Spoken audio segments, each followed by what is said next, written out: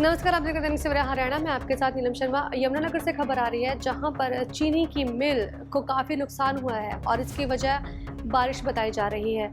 इतनी भारी बारिश हुई है यमुनानगर के आसपास में और यमुनानगर में कि वहां पर लगी जो एशिया मिल है चीनी की, वो उसके अंदर पानी इस लेवल पर अंदर चला गया है पानी कि वहाँ पर जो नीचे के आप देख सकते हैं बोरियां, वो पूरी तरह से भीग चुकी हैं और काफ़ी नुकसान यहाँ पर चीनी मिल में आपको नज़र आ रहा है आपकी स्क्रीन पर।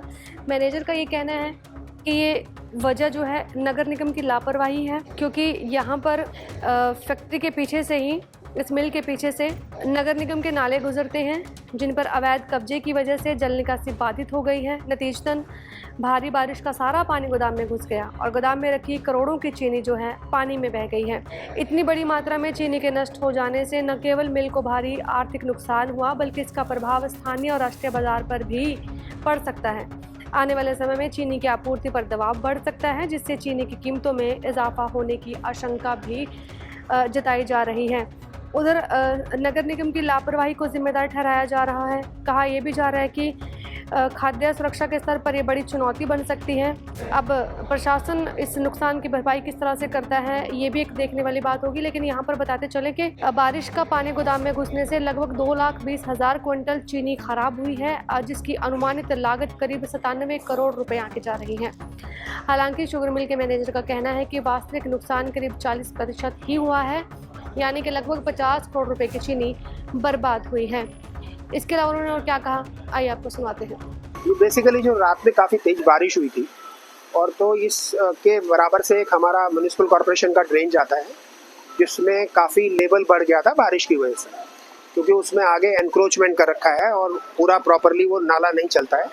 दूसरा, सफाई भी मेरे ख्याल से प्रॉपर नहीं हुई होगी, लेकिन कोशिश की थी, सफाई हुआ था, लेकिन कितना हुआ है वो है। और जो एनक्रोचमेंट है उसकी वजह से लेवल जो था वो काफ़ी ऊंचा, 1-1 मीटर ऊंचा ओरिजिनल लेवल से हो गया था, जिसकी वजह से पीछे से भी और आगे से भी जो उस नाले में नालियां मिलती हैं, उन सब से पानी आया और पानी आकर ये गोडाउन्स में भर गया due to the higher level of नाला।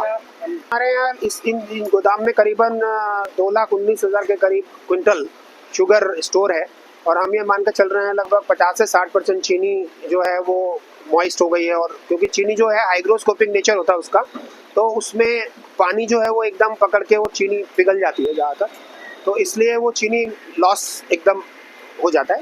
तो हमारे अंदाज से 50 से 60 करोड़ का लॉस है।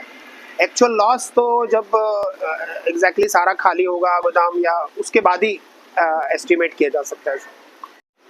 ये हमारे साथ ही लगते हुए 3 गोदाम है जिनमें इफेक्ट हुआ है ज़्यादा।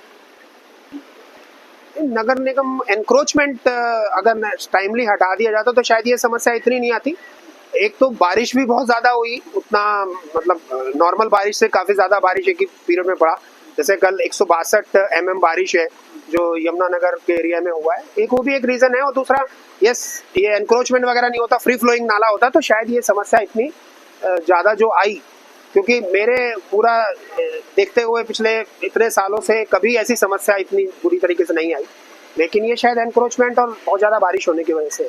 तो मार्केट में सब मार्केट में क्योंकि हमारी चीनी के अलावा भी बाकी और जगह की चीनियाँ आती हैं, तो वो तो लॉस हमारा कंपनी का लॉस है।